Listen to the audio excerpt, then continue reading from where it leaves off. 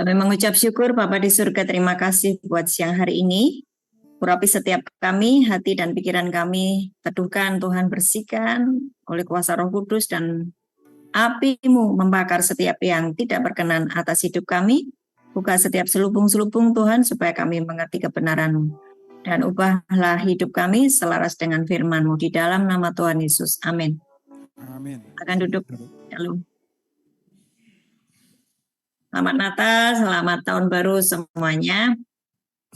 Seperti biasa kalau tahun baru berarti siap-siap KKS ke Nusa Kambangan ya. Amin. Iya, untuk mengobati rasa rindu dan rasa kangen. Ya. Amin, Kita Bu. aja nanti mungkin sekitar bulan April ya, seperti biasa. Tanggal 4. Ya, kita berdoa saja supaya semuanya baik-baik saja dan on schedule dari kerajaan surga ya, dari kerajaan Allah juga sudah ACC. Nah, sekarang kita akan belajar mengapa aku sulit berubah. Saya mau rubah ini menjadi sebuah tanya jawab ya. Saya pakai kesempatan hari ini tidak untuk melulu saya menyampaikan firman, tetapi kalau kalian, ini seperti Bible study aja ya, boleh ya? Boleh nggak? Bu. Boleh ya? Boleh, Jadi Bu. nggak, saya tahu pasti bahwa kalian itu setiap hari sudah dengar firman, betul nggak? Iya, Bu. Cuma mengaplikasikannya, mempraktekannya dalam kehidupan sehari-hari yang mungkin kalian agak kesulitan ya. Hari ini saya mau kita tidak hanya dengar saja, tapi bagaimana setiap firman tadi itu diterapkan dalam kehidupan sehari-hari. Gitu ya? Supaya apa? Apa yang akan terjadi di musim-musim mendatang, di tahun-tahun ke depan, tentang kerajaan 1000 tahun, tentang antikris, tentang semua yang sudah tertulis di dalam Alkitab, di kitab Wahyu itu kan semua harus digenapi. Kalian sudah paham dan tidak bingung di penjara, bagaimana menghadapi nanti masa aniaya, bagaimana menghadapi masa kesusahan besar, bagaimana nanti ketika Yesus datang sebagai Raja, apa yang sudah aku siapkan, kalian nggak bingung. Ya, tapi kalau cuma teori-teori doang, saya khawatir kalian hanya penuh dengan teori tapi tidak pernah praktek. So, hari ini saya akan buka tanya jawab ya supaya kalian lebih paham. Buat yang di Zoom juga boleh bertanya, silahkan supaya lebih memperkaya teman-teman yang ada di ujung bumi. Mengapa aku sulit berubah? Ya kan? Ini hari ini di awal tahun saya benar-benar mau mengkoreksi hidup saya sendiri dan juga hidup kalian semuanya supaya nanti sepanjang tahun 2026 dari awal Januari sampai dengan nanti Desember kalian sendiri melihat progres di dalam hidupmu. Jangan tidak terjadi apa-apa. Yang dulu pemarah masih pemarah, itu berarti tidak terjadi apa-apa. Yang dulu pelit masih pelit, yang dulu masih suka jorok porno cabul, masih suka jorok porno cabul. Artinya nggak ada perubahan loh. Kalau nggak ada perubahan berarti sedang menyanyiakan yang namanya kasih karunia. Setuju ya? Udah nggak? Iya, Bu. Nah, hari ini kita akan benar-benar yang mari kita kupas ya. Kenapa sih saya susah berubah ya? Sulit sekali saya berubah. Nah, sebetulnya ketika kalian berubah, kalian itu akan bisa mengubah sekelilingmu. Contoh tadi ya, yang ditelepon siapa? Jody. Apa? Istri, Bu. Ya, kamu kan ditelepon sama istrimu tau tadi. Ya, kemarin ya cerita ditelepon sama istri. Sebetulnya gini loh, kalau hatimu itu sudah berubah, istrimu itu pasti berubah. Apakah bisa seperti itu? Bisa. Padahal kondisi saya di lapas loh Bu, saya di Nusa Kambangan loh Bu. Apakah saya bisa mengubah istri saya? Bisa. Bisa. Jadi kan saya sudah pernah sampaikan ya, pikiranmu itu mengendalikan hidupmu. Ya, apa yang kamu pikirkan selaras dengan firman Tuhan, selaras dengan janji-janji Tuhan. Kamu itu pikirannya tuh isinya firman Tuhan. Berarti kan kepalamu Kristus, betul ya? Ya, Bu. Kepalamu Kristus, kamu ini tubuhnya. Berarti posisimu sekarang di mana? Di sebelah kanan Bapa, karena kamu tubuhnya. Ini saya bicara secara roh ya.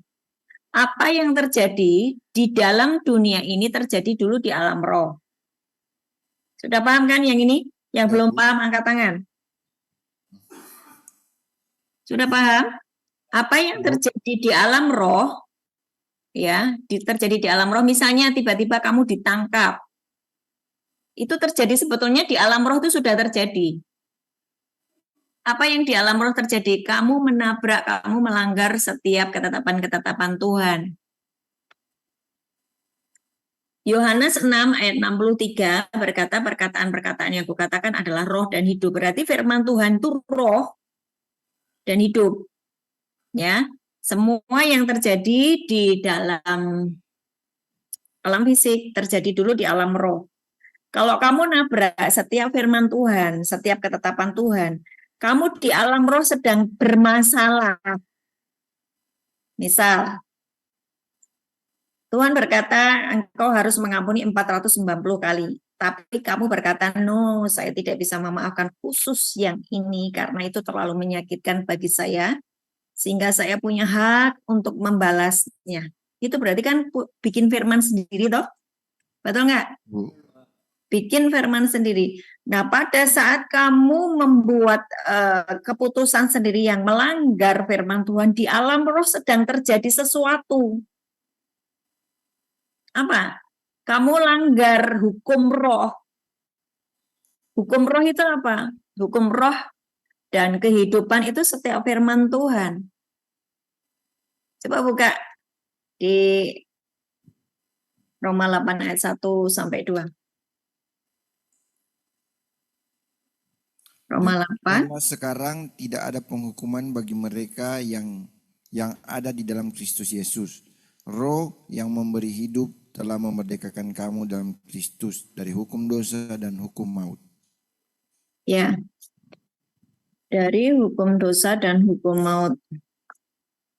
Roh yang memberi hidup memerdekakan kamu dari hukum dosa dan hukum maut. Ya kan? Ya, Bu. Saudara paham nggak ini? Semuanya coba ambil Alkitabmu atau di layar kan sudah ada Alkitab tuh. Ada, Bu. Ada kan? Ya. Jadi apa yang terjadi di dalam hidupmu hari ini, kamu ditangkap hari ini, kamu mendapatkan yang nama penghukuman karena di dalam roh kamu sudah langgar dulu. Ya kan? Apa saja, misalnya kalau apa saja itu kesalahan-kesalahanmu tentang mencuri, membunuh, narkoba. Nah, saya mau kalian paham ini dulu. Makanya orang kalau tidak paham firman, hidupnya itu sangat kacau dan berantakan. Tapi bagi orang yang sudah paham firman, hidup itu enteng banget, enak sekali. Ini bukan masalah tentang fasilitas dunia, bukan. Tetapi hubungan kita dengan Tuhan itu kita sudah paham bahwa oh ini loh penyebabnya Roma 8 ayat 1 dan 2. Yuk kita baca bersama-sama, diulang ya. 2, 3. Demikianlah sekarang tidak ada penghukuman bagi mereka yang ada di dalam Kristus Yesus. Roh yang memberi hidup telah memerdekakan kamu dalam Kristus, hukum dosa dan hukum maut. Roh yang memberi hidup telah memerdekakan kamu di dalam Kristus dari hukum dosa dan hukum maut. Waktu kita berdosa, kenapa kita berdosa? Melanggar ketetapan dari hukum roh dan kehidupan. Yesus berkata di Yohanes 6 ayat 63, perkataan-perkataan yang kukatakan adalah roh dan hidup. Melanggar setiap hukum roh itu hukum-hukumnya Tuhan. Ya, di roh itu ada iblis, ada Tuhan, ada roh Allah. kamu langgar hukum roh dan kehidupan, kamu mengalami hukuman. Karena itu dosa. Waktu kamu melanggar hukum Tuhan, kamu disebut berdosa. Maka berada di bawah hukum dosa dan maut. Di roh kamu langgar, di jasmani ditangkap polisi. Di roh kamu langgar, jangan berzina. Di roh dilanggar, rohnya dilanggar dari mana? Dari keinginan-keinginan, pikirannya memikirkan hal-hal yang melanggar firman Tuhan. Terus kemudian setelah dibuai, dia melakukan dosa perzinahan, maka dia digerebek, maka dia mengalami sakit, maka dia dibuang ke ranjang orang sakit. Itu loh, gitu ya. Nah, sekarang kembali lagi kepada mengapa saya sulit berubah. Yang pertama karena mereka itu sebetulnya tidak mengerti jati diri atau keberadaannya sebagai anak Allah, sebagai bait Allah, sebagai mempelai Kristus dan sahabat Allah. Masih ingat ya pelajaran dulu sekali ya? Ya, bahwa identitasmu sebagai orang yang percaya kepada Yesus, kamu adalah apa? Anak Allah, Yohanes 1 ayat 12, betul ya? Iya, Bu. Dan kamu juga adalah sahabat Kristus, Yohanes 15 ayat 15, itu keberadaan kita. Orang itu kenapa tidak bisa berubah? Karena dia tidak tahu identitasnya bahwa dia itu anak Allah. Yang kedua, dia tidak tahu bahwa dia itu sahabat Allah. Yang nomor 3, dia tidak tahu bahwa dia itu bait Allah. Yang keempat, dia tidak tahu bahwa dia itu mempelai Kristus. Oh, dia tidak tahu dia mempelai Kristus, dia akan berzina dengan dunia. Hidupnya memakai pola pikir dunia. Dunia berkata boleh, sementara firman Tuhan berkata tidak boleh. Kalau kamu melakukan hal-hal kedagingan, kamu tidak akan mendapat bagian di dalam kerajaan Allah. Itu sebuah pilihan sebetulnya. Kamu memilih berada tetap di dalam kerajaan Allah, maka kamu seharusnya hidupmu diselaraskan dengan kebenaran firman Tuhan. Ya toh? Tapi kalau hidupmu nabrak firman Tuhan, kamu berada di luar kerajaan Allah. Loh, berada di luar kerajaan Allah tapi masih hidup, hidupnya sengsara loh. Sejak dia masih hidup terputus dengan Tuhan. Nah, orang-orang yang tidak mengerti identitasnya, maka mereka adalah orang-orang yang menjadi sulit berubah sesuai dengan firman Tuhan. Sementara sebetulnya setiap proses hidup yang terjadi di dalam hidupmu itu adalah cara Tuhan untuk mempromosikanmu. Setiap proses hidup yang terjadi di dalam hidup kita, di dalam hidup saya, hidup kalian semuanya, itu adalah cara Tuhan untuk mempersiapkan engkau mengalami yang namanya promosi atau dimunculkan. Iblis juga pengen memunculkan kamu. Tuhan Yesus pengen memunculkan saya dan kamu. Ya. Nah, ini yang memunculkan siapa? Kalau kamu dikuasai oleh segala macam pola dunia, kamu dimunculkan dunia, betul. Wah, dia jago narkoba, wah dia kaya raya, oh dia bandar. Oh dia, tapi kalau setiap kali mau ketangkap, oh hilang. Dia bisa menyembunyikan dirinya. Hebat bagi dunia. Tapi semua yang disebut dengan ketidakbenaran itu tetap dimunculkan. Siapa yang memunculkan? Ya itu tadi, keadilan Tuhan. Muncul, tapi muncul sebagai orang-orang yang tidak akurat. Ya, korupsi, membunuh, narkoba, kan gitu, dimunculkan. Nah, di pihak Tuhan, Tuhan itu juga mempromosikan anak-anaknya bagi mereka yang hidup selaras dengan firman Tuhan. Sebetulnya kalian tidak perlu yang namanya harus menjilat, harus melakukan banyak usaha supaya kamu muncul menjadi orang yang tenar dan terkenal dan dihormati dan menjadi masyhur. Nggak perlu ada yang namanya usaha darimu, tetapi kamu cukup yang namanya hidup di dalam ketaatan, hidup selaras dengan firman Tuhan, maka Tuhan sendiri yang akan mempromosikanmu. Ketika kamu dimaki, kamu tidak membalas. Ketika kamu disakiti, kamu memberkati. Ketika kamu jutek banget itu istriku, kalau menjawab kamu nggak sakit hati. Tapi hatimu yang luka itu sudah kamu ganti dengan hati yang baru. Amin. Maka sebetulnya kamu sedang dipersiapkan Tuhan itu untuk, oh ini anak sudah siap untuk ditempatkan di mana Tuhan itu tahu kamu harus ditempatkan gitu loh. Ngerti ya? Ya, Bu. Ini kalau kalian paham ini, sesungguhnya hidup kita menjadi sangat menyenangkan. Walau kamu masih diproses di penjara, ya. Nah, saudara perhatikan bahwa kenapa saya sulit untuk berubah. Seperti yang pertama adalah karena nggak tahu identitasnya sebagai anak Allah, sebagai bait Allah, sebagai mempelai Kristus, sebagai sahabat Allah. Yang kedua adalah ada selubung-selubung. Ya. Coba perhatikan ya, ada selubung-selubung. Keberadaanmu itu adalah terang dan garam. Ya, kamu itu terang karena Allah yang kamu sembah itu terang. Allah itu terang, betul ya? Ya, Kalau Bu. kamu menyatu dengan Allah, otomatis kamu tuh jadi terang. Ya, Tapi Bu. kenapa kamu jadi gelap? Karena ada kain yang menutupi. Coba kamu bayangkan, kamu punya eh, apa ya, lampu. Lampu ini kamu pegang. Terus kamu tutup pakai kain hitam. Redup kan jadinya? Ya, Bu. Betul kan?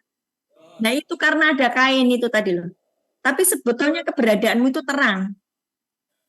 Kamu itu anak-anak terang karena kamu itu anak Allah. Kamu sudah dipilih, kamu diampuni, kamu ditebus, kamu dijadikan milik kesayangannya. Yesus cinta sama kamu.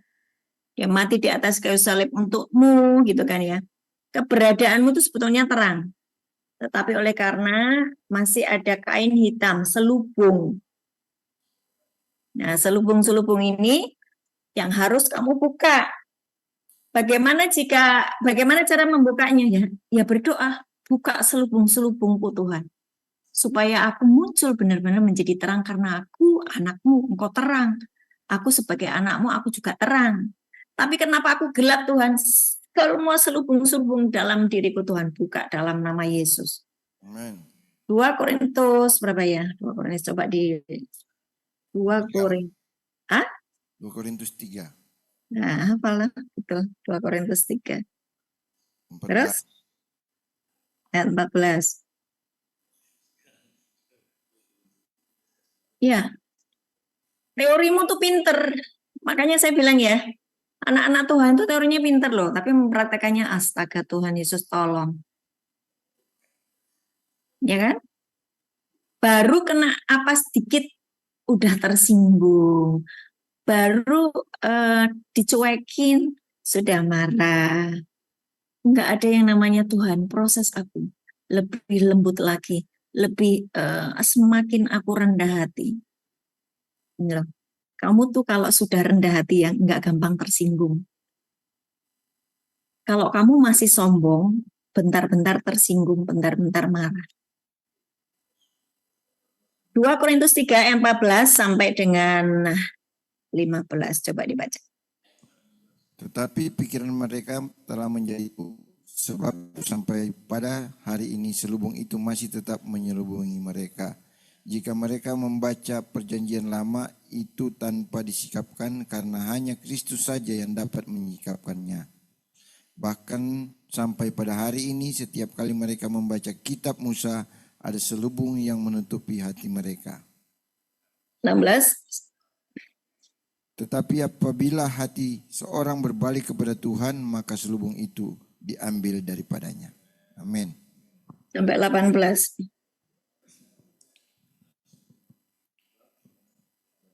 Sebab Tuhan adalah roh.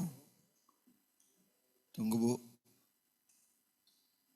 Dan di mana ada roh Allah, di situ. Sebab Tuhan adalah roh dan di mana ada roh Allah, di situ ada kemerdekaan.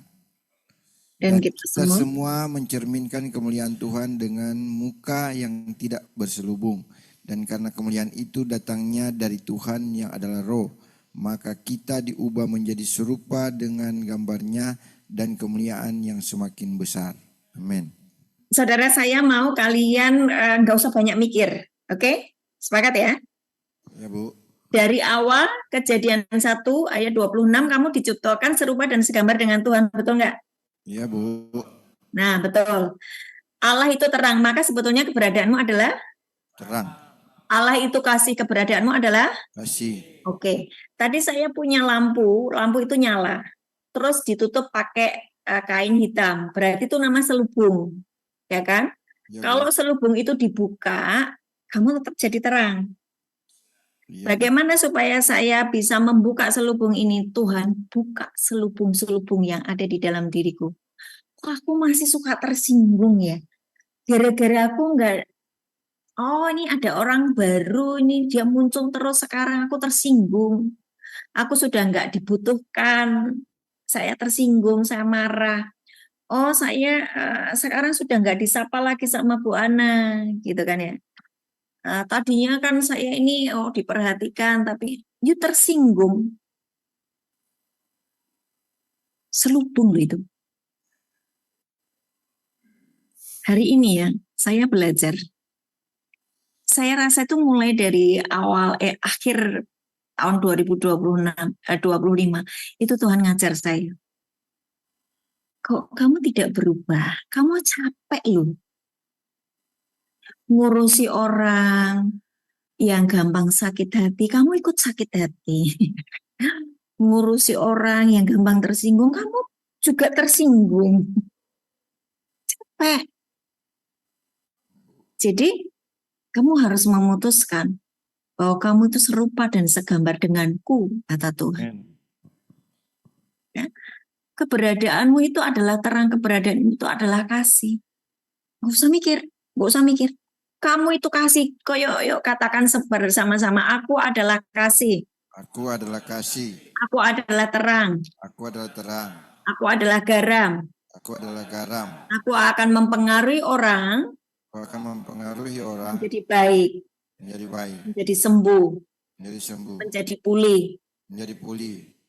Yesaya 61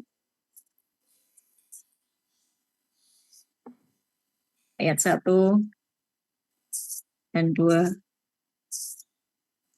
Yesaya 61 ayat 1 dan 2. Roh Tuhan Allah ada padaku, oleh karena Tuhan telah mengurapi aku.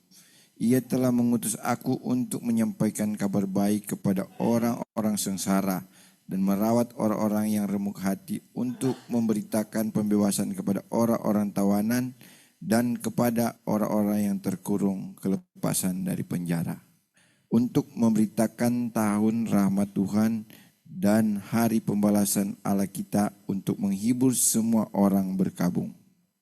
Kalau kalian baca ayat itu, jangan hanya sebagai informasi dan berkata, itu bukan saya, karena saya belum layak lah untuk menjadi terang, saya belum layak untuk ilmu sampai kapan? Ya kan?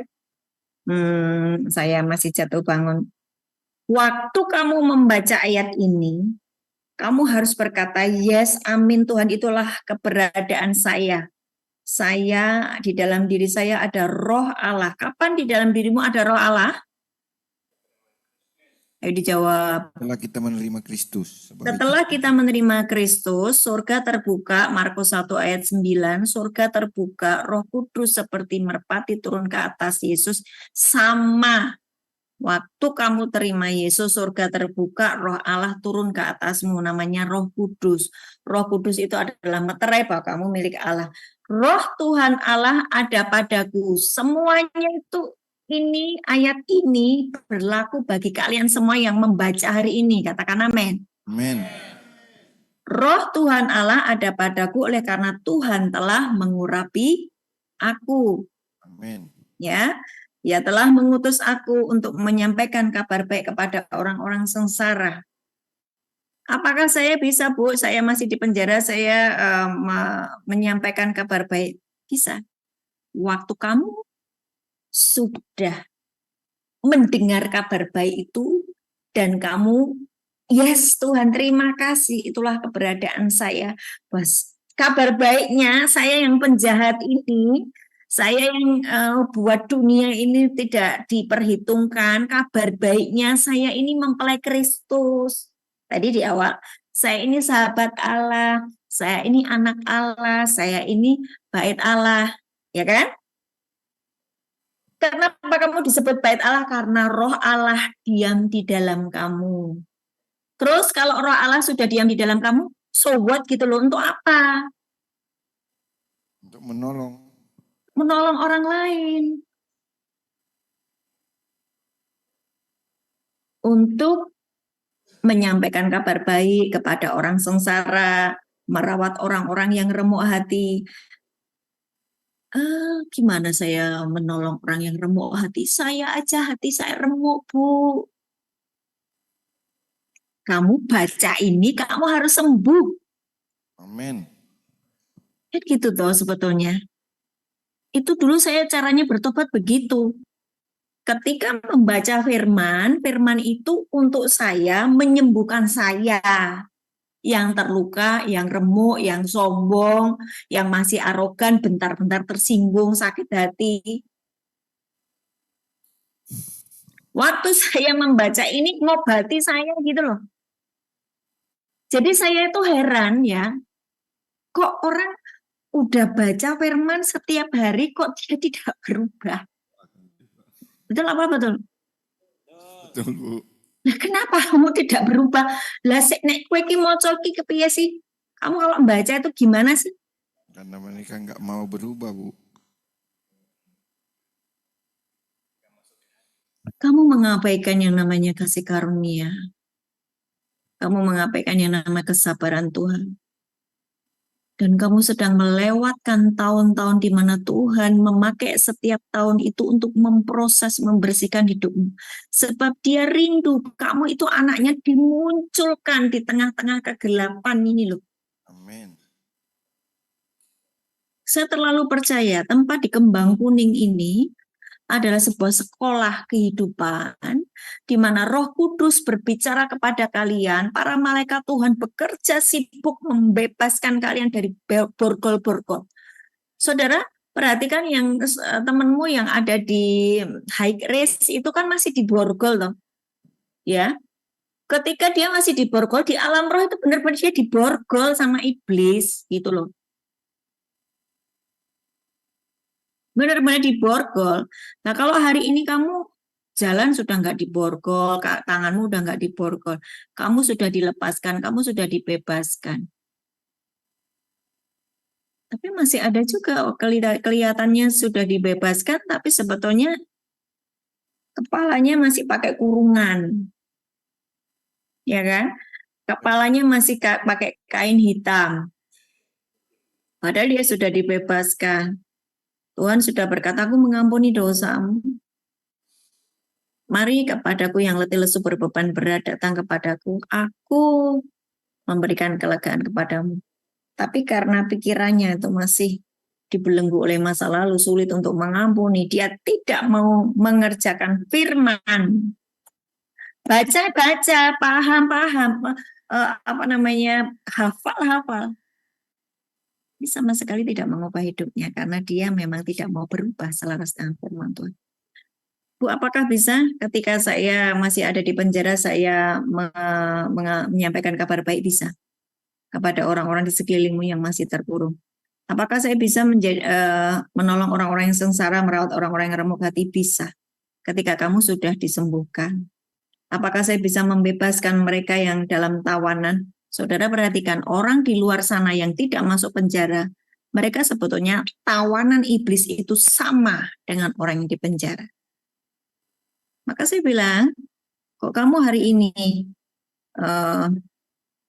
meresponi setiap firman Tuhan dengan baik, sesungguhnya hidupmu itu sudah merdeka. Ketika kamu merdeka, nih, tak kasih tahu. Waktu kamu merdeka, karena firman Tuhan kan memerdekakan hidupmu. Kamu sudah tidak pusing ketika nggak ada duit. Kamu udah nggak pusing ketika kamu sakit. Kamu nggak pusing ketika kamu mengalami tekanan-tekanan. Karena firman itu memerdekakan. Kamu tinggal ambil firman, kamu pikirkan, kamu ucapkan, kamu renungkan, dan itu tersedia. Amin. Justru hidup di penjara itu mengajari kamu supranatural.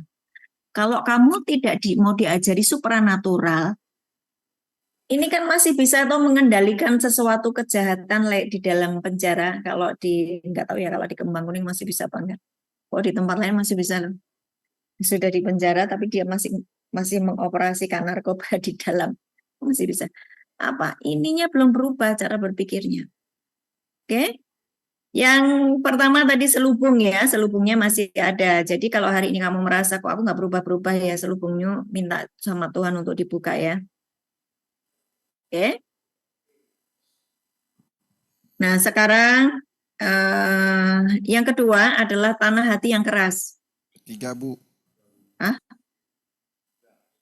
Ya, ketiga adalah tanah hati yang keras. Matius 13.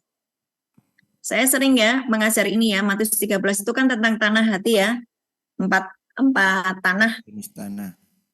pinggir jalan, batu-batu, semak duri, dan tanah yang subur. Ya. Pastikan hatimu tuh tidak keras. Keras tuh apa? Aku tuh ya udah gini nih, aku nggak bisa berubah. Aku memang karakternya orang yang keras. Nah, itu bertobat. Karena kalau kamu percaya kepada Yesus Kristus, keberadaanmu itu seperti Yesus, diciptakan serupa dan segambar dengan Tuhan, toh bukannya? Ya, Bu.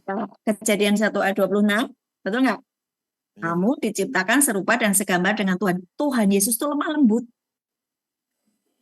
Jadi kalau kamu berkata, aku ini memang keras, salah. Kamu keberadaanmu sebetulnya diciptakan seperti Yesus, lemah lembut dan rendah hati, nggak sombong. Kalau sombong, nggak tahu itu anaknya siapa. Oke? Tanah hati yang keras ya. Yang selanjutnya adalah kemunafikan. Ya, munafik, dia masih terus munafik gitu loh. Yesaya 29 ayat 13. Nah, perhatikan yang kemunafikan ini ya, saya tuh paling geram ya sama orang munafik. Yesus itu juga paling jengkel sama orang munafik, betul? Betul nggak? Munafik itu gimana ya? Aduh, main sandiwara lah gitu ya. Coba dibaca Yesaya 29 ayat 13. Dan Tuhan telah berfirman, oleh karena bangsa ini datang mendekat dengan mulutnya dan memuliakan aku dengan bibirnya, padahal hatinya menjauh daripadaku dan ibadahnya kepadaku hanyalah perintah manusia yang dihafalkan. Bangsa ini datang mendekat dengan mulutnya dan memuliakan aku dengan bibirnya, hatinya menjauh. Dan ibadahnya kepadaku hanyalah perintah manusia yang dihafalkan. Nah ini Matius 15 ayat 8 sampai 9, coba dibaca. Matius 29. Matius 8.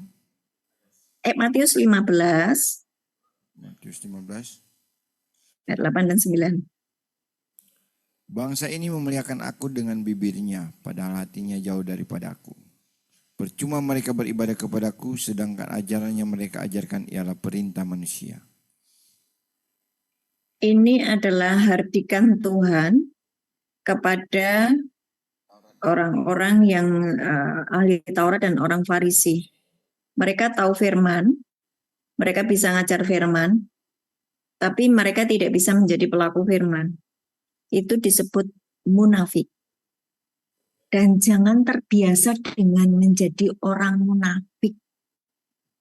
Iya, Bu. Ya, Iya, Bu. karena musuhnya Yesus pada waktu dia pelayanan adalah orang-orang yang ada di bait Allah. Orang yang tahu hukum-hukum Taurat. Mereka bisa ngerti hukum-hukum tetapi tidak menjadi pelaku. Saya mau buka tanya jawab buat kalian. Silakan yang mau bertanya. Kadang-kadang Bu, kalau saya kan sering ngobrol kan sama teman-teman. Kadang-kadang mereka nggak mau melakukan itu karena terdoktrin dengan sekali selamat tetap selamat sih. Yang penting sudah masuk surga, apa yang saya buat terserah. Yang penting kalau saya mati masuk surga. Kadang-kadang seperti itu. Jadi untuk hidup seperti yang Tuhan mau, hidup di dalam kekudusan itu tidak menjadi apa ya, tidak menjadi keinginan karena kan yang penting kan saya udah masuk surga, ngapain lagi saya mau berbuat. Untuk menjadi pelayan Tuhan kan itu berserah sama Tuhan, bukan berserah. Kadang-kadang saya melihat mereka berbicara pasrah. Kalau memang Tuhan mau pilih untuk pelayanan, ya Tuhan yang pilih. Jadi dari kita untuk mau belajar, kadang-kadang saya lihat mereka enggak mau.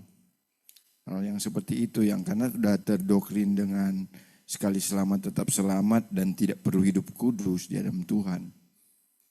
Seperti itu. Mereka yang berbicara seperti itu tidak paham kebenaran secara lengkap ya. Coba kamu ulang lagi di Roma 8 ayat 1 dan 2 tadi. Ya. Harusnya, kalau kamu menghadapi seperti itu, kamu harus tahu kebenaran firman Tuhan, harus menjawabnya di pasal berapa. Itu kamu harus tahu. Coba di Roma 8, kamu harus jelaskan orang-orang yang sedang tersesat itu loh. Itu orang-orang tersesat loh.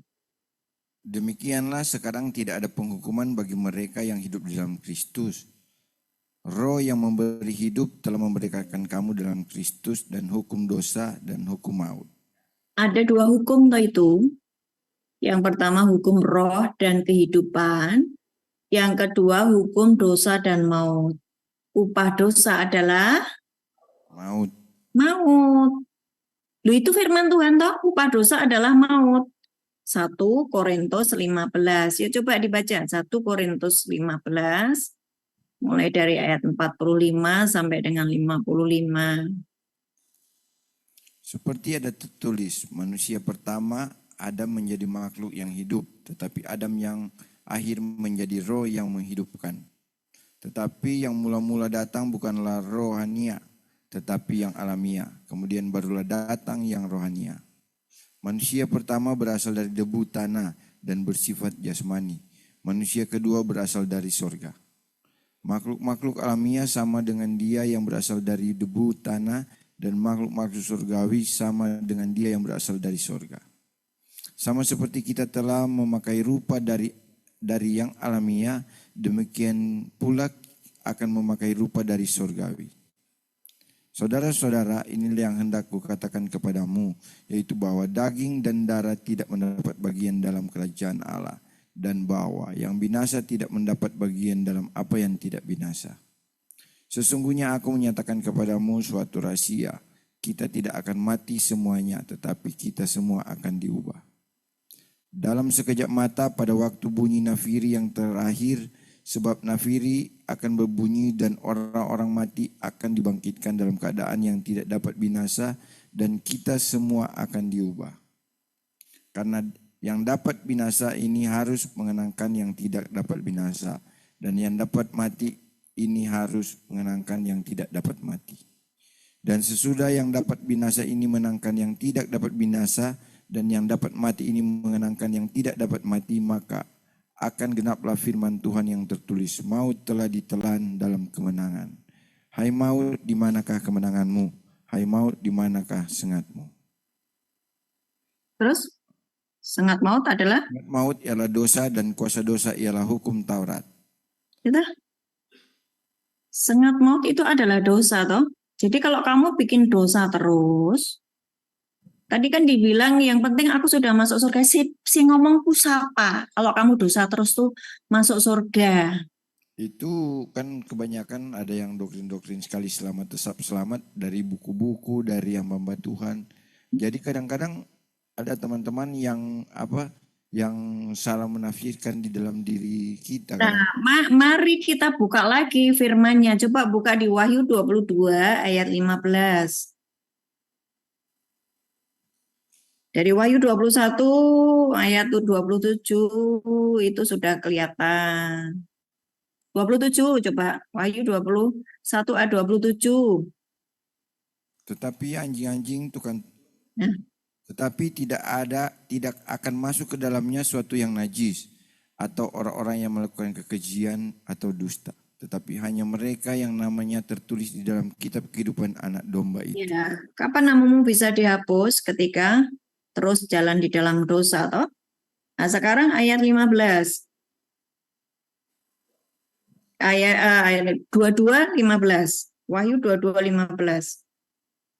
Tetapi anjing-anjing dan tukang-tukang sihir, orang-orang yang sundal, orang-orang pembunuh, penyembah-penyembah berhala, dan setiap orang yang mencintai dusta dan yang melakukannya tinggal di luar. Tinggal di luar, sama seperti Adam dan Hawa pada waktu jatuh ke dalam dosa, Tuhan mengusir dia dari Taman Eden, toh? Ya, Bu.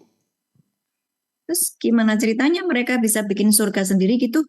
Kadang kan kalau bisa anjing-anjing tukang sihir ini mereka belum menerima Tuhan. Sedangkan orang-orang yang percaya kepada Tuhan, kita anak-anak Tuhan yang sudah percaya, ya mereka pasti kadang-kadang Bukan anjing. Ya, meskipun dosa ya, jalan terus tapi bukan anjing gitu ya. sudah seperti yang disampaikan dalam Yohanes 1 ayat 2 kan, sudah diberikan kuasa untuk menjadi anak-anak Allah. Jadi berpikir berbuat seenaknya aja, yang penting saya kan anak Allah, nggak mungkin saya akan dihukum atau masuk ke dalam neraka. Sehingga banyak orang yang tidak mau hidup dalam kekudusan, hidup sesuai dengan keinginannya sendiri, seperti itu, Bu, kadang-kadang. Ya, saudara perhatikan bahwa di dalam gereja itu sudah ada dua kubu ya. Perhatikan. Kamu di kubu mana? Kamu jangan berpikir bahwa di dalam gereja semuanya kudus ya. Kamu jangan berpikir bahwa di dalam gereja semuanya terang. Kamu jangan berpikir bahwa di dalam gereja itu semuanya domba. Kalau kalian baca di Matius 25, ada pemisahan antara domba dan kambing. Sama-sama berada di dalam gereja. Tapi domba adalah orang yang melakukan apa yang menjadi perintah Tuhan. Kambing tidak. Ya masih tetap sama-sama di gereja.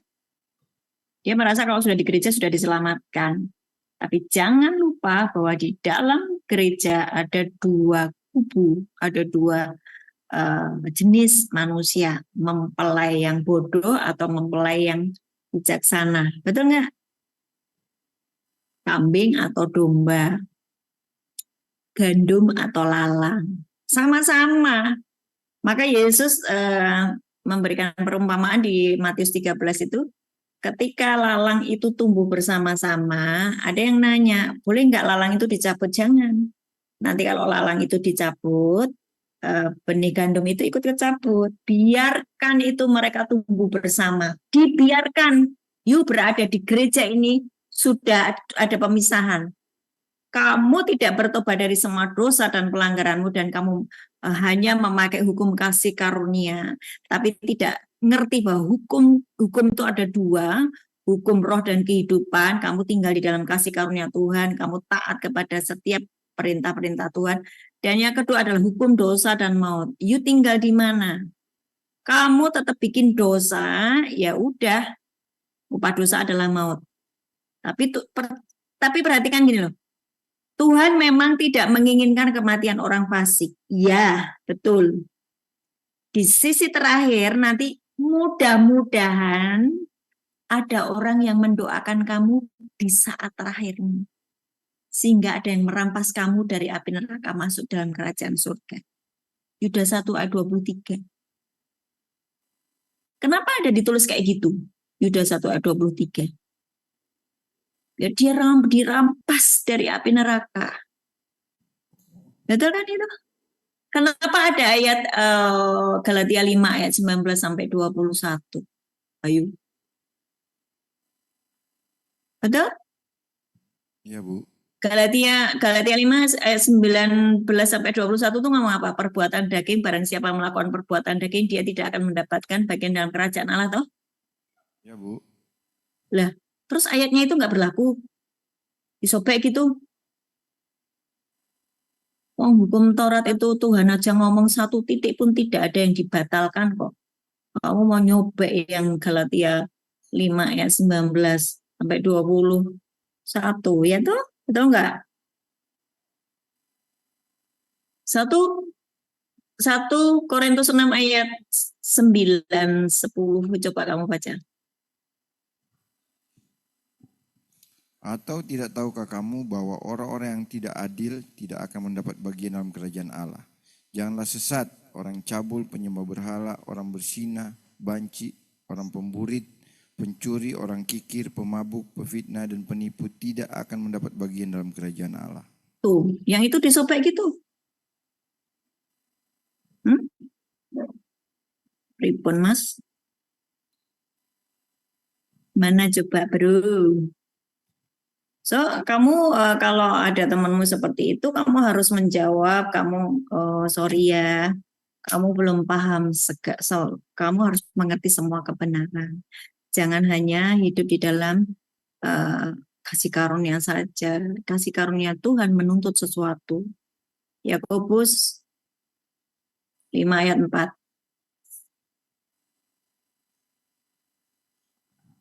Sesungguhnya telah terdengar teriakan besar karena upah yang kamu tahan dari buruh yang telah menuai hasil ladangmu dan telah sampai ke telinga Tuhan semesta alam, keluhan mereka yang menyabit. Yakobus 4 ayat 5, sorry. Yakobus 4 ayat 5, keliru. Janganlah kamu menyangka bahwa kitab suci tanpa alasan berkata, roh yang ditempatkan Allah di dalam diri kita dinginnya dengan cemburu. Kalau di dalam dirimu itu rohnya Roh Kudus, kamu akan mengerjakan seperti yang Yesus perintahkan. Tapi kalau di dalam dirimu roh dunia yang lemah dan miskin, kamu akan didrive untuk melakukan hal yang jahat. Betul nggak? Tadi katanya kamu, tubuhmu adalah bait Allah. Berarti yang di dalamnya adalah roh Allah. Betul ya? Ya, Bu. Nah, kenapa orang itu terus melakukan kejahatan sementara dia udah percaya sama Yesus? Berarti dia dikuasai oleh roh-roh dunia yang lemah dan miskin. Galatia 4 ayat 9. Dia dimasuki oleh roh.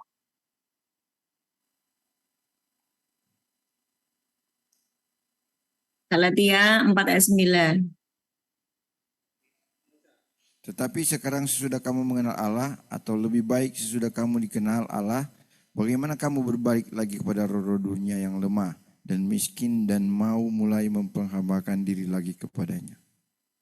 Kalau kamu dikuasai oleh Roh Kudus, buahmu adalah buah roh, buah pertobatan, buah kerajaan.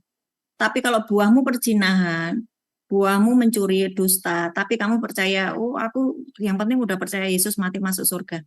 Mana ada orang yang hidup kudus di dunia ini kan memang penuh dengan dosa, tapi Tuhan kan maha baik, bla bla bla bla bla.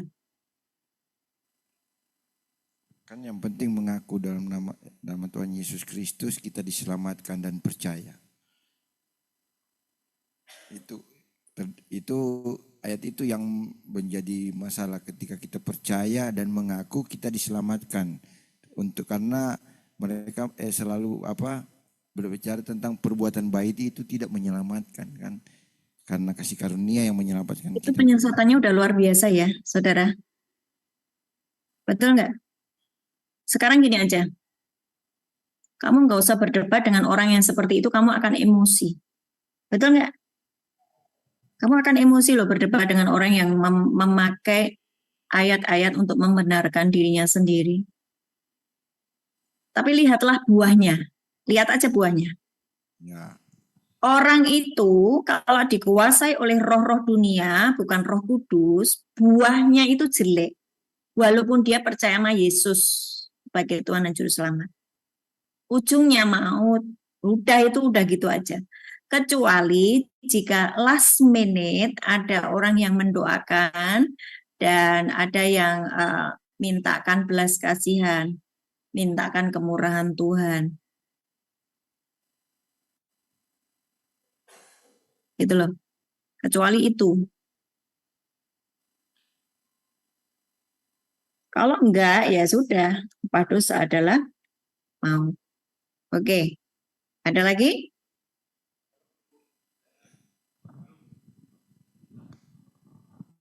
Ada lagi? Ya, salam Ibu. Kita kan lagi dalam proses perubahan karakter kita nih menjadi segambar dan serupa seperti Tuhan Yesus. Targetnya itu Bu ya, seperti apa? Sebentar, ulang-ulang pertanyaannya. Oh, Ulang pertanyaannya. ya enggak. Kita ini kan sekarang nih yang di dalam penjara ini lagi masuk sekolah kehidupan ini lagi dalam proses perubahan karakter kita menjadi segambar dan serupa seperti karakter Tuhan Yesus sesuai rancangan Allah semula di Kejadian 1 ayat 26 tadi Ibu ngomong. Bagaimana kalau kita nih proses-prosesnya ini nih lambat dan terus juga tidak terjadi misalnya atau kurang. Terus kita mati duluan nih Bu. Mati jasmani kita. Keadaan kita tuh akan kayak gimana tuh Bu? Kalau misalnya sebelum mati, sesudah mati karakter kita tuh tidak segambar dan serupa menyerupai Tuhan Yesus yang berkodrat ilahi. Yang hidup dalam kekudusan. Terima kasih Bu. Salam. Ini sepanjang engkau diberi kesempatan untuk hidup benar dan engkau tidak melakukannya, misalnya engkau terus nabrak firman, engkau terus sakit hati, engkau membenci, engkau mendendam, ya, berarti kan engkau upah dosa adalah maut, ya kan? Upah dosa adalah maut. Berarti ketika dia pada waktu mau meninggal, dia tahu tuh dia mau meninggal nih. Dia tahu dia mau meninggal. Tapi ketika dia berkata, Tuhan, aku minta ampun, aku minta belas kasih-Mu, Tuhan, ampuni aku percaya Engkau adalah satu-satunya Tuhan dan Juru Selamatku. Waktu orang itu sempat bertobat seperti itu, dia berada di Firdaus, halaman surga. Bukan di ruang kudus, bukan di ruang maha kudus.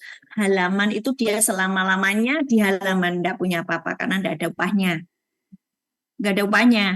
Dia hanya percaya bahwa Yesus adalah Tuhan dan Juru Selamat. Itu Roma 10 ayat 9 sampai 10. Yang tadi dengan mulut mengaku percaya, kamu diselamatkan. Jadi dia diselamatkan dengan rasa malu. Dan itu sama dengan penjahat yang di sebelahnya Yesus yang di kayu salib yang berkata, Tuhan selamatkanlah aku, kalau engkau menjadi raja selamatkan aku. Ya hari ini juga kamu ada di Firdaus, sama seperti penjahat yang di sebelah itu. Tapi ketika dia diselamatkan itu dengan rasa malu, nanti di kekekalannya dia tidak mendapatkan upah. Posisinya di halaman. Surga ada halaman, ruang kudus, ruang maha kudus. Halaman dia tidak punya rumah, dia tidak punya properti, dia tidak ada upah. Apa Bu yang penting surga? Nah, tetap mati masuk surga, tapi ya kayak gitu. Nah, kalian jangan berpedoman kepada satu itu. Yang penting aku percaya Yesus. Sekarang aku tuh memang ya namanya manusia jatuh bangun terus dalam dosa itu biar. Jangan punya prinsip seperti itu. Roh Kudus yang di dalam dirimu, firman Tuhan yang adalah benih ilahi itu mencetak kamu menjadi ilahi. Seperti yang dibaca tadi 1 Korintus 15 ayat 45 sampai 55 tadi. Firman kamu lakukan, firman kamu lakukan, kamu menjadi ilahi. Tapi kalau firman kamu baca tok, ya enggak berubah apa-apa. Kamu menjadi agamawi, pinter menyampaikan firman tapi bukan berlaku. Munafik agamawi, ahli Taurat. Paham ya? Paham Bu, tapi kadang-kadang ada yang berpikir yang penting di surga walaupun di gubuk. Ya udah biarin aja. Tapi semasa hidupnya dia menjadi batu sandungan. Ibu, saya juga sering suka ngomong begitu. Dia berpendapat, ini napi juga ya, mantan napi sini. Dia selalu berpendapat, kan saya sering bilang bertobatlah sekarang mumpung ada kesempatan sebelum lu mati apa gimana. Dia selalu ngomong, jangan takut Pak Gun, 1 menit sebelum saya mati, saya pasti teriak bertobat, kata dia. Nah ini kan mantan napi ya Bu ya. Saya kan sering nasehatin begini, namanya kapan mati itu bisa mendadak yang di luar dugaan, ya kan kayak begitu. Tapi orang-orang kayak begini Bu ya, begitu kalau pengalaman saya ya Bu ya, kalau saya sering nasehatin mumpung ada kesempatan atau apa kayak gimana itu, mereka itu merasa tuh nanti Pak Gun, itu nanti, ya kan, itu urusan nanti. Nah inilah yang terjadi nih Bu. Ini mantan napis ini, ya kan. Nah itu bagaimana untuk menasehatkannya tuh supaya benar-benaran, saya sering bilang, lu mati lu sebelum bertobat lu masuk neraka lu, ya kan. Dia kayaknya nggak usah takut Pak Gun, 1 menit sebelum saya mati, dia percaya saya pasti berteriak bertobat. Nah inilah yang dia selalu pegang Bu. Kamu tahu nggak, yang namanya iblis itu tidak akan melepaskan kita begitu saja. Dia bisa naik ke ruang tata dan berkata, tidak bisa Tuhan. Dia udah nyatu dengan aku, dia sudah aku HM. Iblis bisa mengatakan begitu. Dan Tuhan itu tidak bisa mengingkari firman-Nya. Betul nggak? Allah itu setia dengan firman-Nya toh, upah dosa adalah maut toh. Terus kalau itu harus gini loh. Jangan takut Pak Gun, nanti sebelum saya mati saya akan bertobat, teriak minta ampun sama Tuhan. Harus ada penengah, harus ada pendamai. Kalau tidak ada pendamai, belum tentu selamat. Siapa penengahnya? Orang yang mendoakan dia sebagai imamat yang rajani. Amin. Yesus kan imamat yang Yesus itu kan imam besar aku. Kalian semua imamat yang rajani. Lah kalau pas nggak ada yang mendoakan dia, Tuhan ampuni aku, ampuni aku, ampuni aku. Cawan murkanya lebih banyak daripada cawan kebaikannya. Tuhan tidak bisa mengingkari firman-Nya. Gitu, meskipun dia ada firman yang berkata asal percaya sama Yesus kamu akan diselamatkan. Tapi ingat bahwa ada yang namanya hukum tabur dan tuai. Apa yang kamu tabur itu yang kamu tuai. Sudah jam 10.30, masih mau dilanjut? Bisa Bu. Hah? Bu, saya juga sering kan saya katakan sama teman-teman kan, kalau misalnya kita kan kadang-kadang tanpa sengaja bisa jatuh, bisa marah dan sebagainya, atau ada yang belum kita bereskan ya ketika kita membuat kesalahan. Saya sering katakan sama teman-teman di komsel saya, sebelum kita tidur kita melepaskan semua, meminta pengampunan dari Tuhan, meminta agar supaya itu semua yang kita lakukan itu pemulihan dibereskan, agar supaya jangan sampai kalau kita sementara tidur terus kita mati, ya kan? Nah, jangan sampai ketika kita di hari kebangkitan kita nggak ada. Kadang-kadang teman-teman pikir, kamu jangan berpikir begitu, ya kan? Karena saya di kamar saya pernah ya, saudara kita Purba ya, memang di depan saya habis ngomong-ngomong bercanda-bercanda langsung tarik napas panjang dan meninggal. Jadi kalau ada yang belum dibereskan bagaimana itu Bu? Karena seringkali saya katakan orang yang percaya sama Tuhan terus dia ke tempat pelacuran, ya kan? Dia mabuk-mabukan, keluar ditabrak mobil dan mati. Apakah dia di surga? Saya sering katakan itu pasti sudah di neraka. Tetapi ada orang yang mengatakan, kamu itu sudah menghakimi, kamu itu nggak tahu. Itu karunia Tuhan, seperti itu. Ya sudah, biarin. Itu kita menyampaikan kebenaran. Kalau kita disebut menghakimi, enggak, kita bukan hakim, menyampaikan kebenaran. Jadi kamu nggak usah tersinggung kalau dibilang seperti itu. Ayatnya ada, hukum-hukumnya ada. Jadi kamu harus ngerti hukum-hukum Tuhan supaya nggak terjebak dengan tipuan-tipuan seperti itu. Ya, saya akhiri ya karena. Bu, satu lagi boleh nggak Bu? Singkat Bu. Satu lagi boleh nggak Bu, singkat? Ini saya baru teringat. Ya, silakan. Ya, dulu saya waktu saya masih di luar, saya tiap minggu ini ke gereja. Dan saya diyakinkan oleh hamba-hambanya, kalau ke gereja saja, saya akan masuk surga kalau mati. Jadi pengertiannya begitu Bu. Nah, bagaimana kalau kita nih, maaf jemaat yang hanya ke gereja saja, yang tidak taat melakukan apa yang dikatakan Tuhan atau perintah-perintahnya dalam firman-Nya, bagaimana keadaan kita tuh kalau kita mati? Itu aja Bu. Makasih, maaf sebelumnya. Mereka akan dihakimi dengan kebenaran firman Tuhan. Yang tidak tahu firman ya mereka akan tetap berbuat dosa kan. Orang-orang yang di gereja itu ngomong seperti itu tuh artinya pekerja-pekerjanya gereja juga tidak hidup di dalam firman. Kalau mereka berkata, yang penting kamu masuk surga, yang penting kamu masuk ke gereja, nanti mati masuk surga. Apa sih sebetulnya yang diinginkan dari mereka? Kamu ke gereja membawa persembahan. Yang penting persembahan masuk terus. Persembahan masuk terus. Emang pikirin itu orang mau masuk ke neraka. Yang penting kamu masuk ke gereja. Sebab mereka membutuhkan persembahanmu. Betul nggak? Ya, Bu. Atau mereka itu masih hidup di dalam tidak akurat, sehingga mereka juga tidak bisa memberi nasihat. Tidak bisa memberi nasihat, mereka sendiri hidup tidak di dalam kebenaran, sehingga dia juga, ya udah namanya manusia. Dia punya versi sendiri tentang kebenaran. Nah, kalian bisa lihat buah dari hidup mereka. Ya, Bu. Itu aja.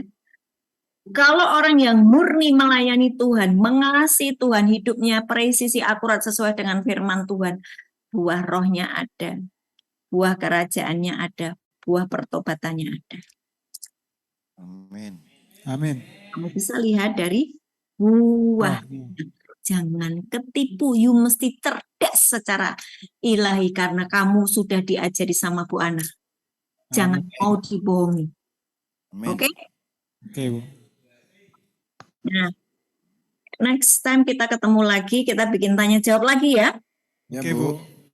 Oke ya, kita bikin tanya jawab aja. Oke. Syukur Bapa di surga buat kebenaran firman-Mu hari ini yang sudah kami dengar. Kami tahu Tuhan Engkau sedang memerdekakan kami satu persatu. Tuhan, hari ini kami menolak setiap roh penyesat yang sudah banyak di sekeliling kami, bahkan di sekitar kami, mungkin di sebelah kami. Ada orang-orang yang sudah mulai dikuasai oleh roh penyesat. Hari ini, atas hidup kami hardik roh penyesat itu di dalam nama Yesus. Amin. Sesungguhnya kami adalah anak-anak terang, dan hidup kami dikuasai oleh firman Tuhan dan kuasa Roh Kudus, dan kami akan melakukan setiap ketetapan Tuhan.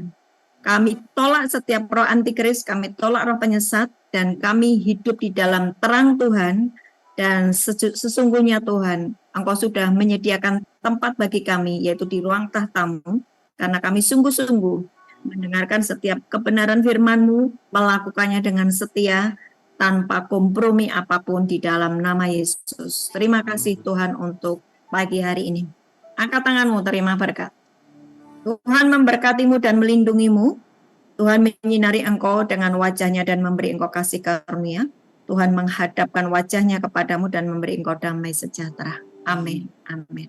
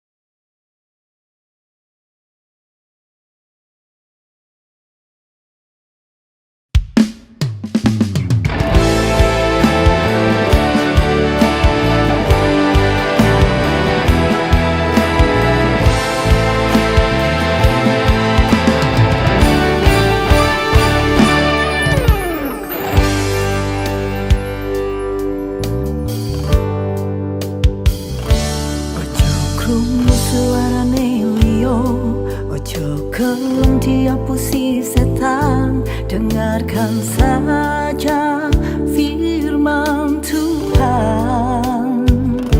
Ojo krungu suarane liya, ojo gelem diapusi setan. Dengarkan saja